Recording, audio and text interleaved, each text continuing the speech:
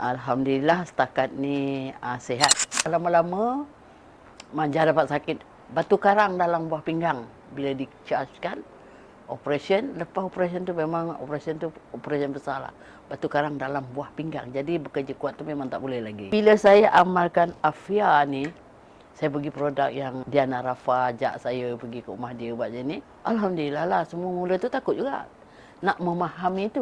So far, bila Manja makan Afia punya produk Afia kan, ada rasa apa-apa perubahan tak dalam darah tinggi Manja? Memang banyak perubahan dia. Tapi rasa hari 2 tu tidak. Dalam kedua minggu. Masuk kedua minggu, memang terasa sangat. Darah tinggi saya bila cek dah stabil. Kencing manis saya tak pernah lagi naik pada 10 ke bawah. Paling tinggi 8, 9. Dia tak pergi naik ke atas. Border dia tak. Alhamdulillah lah.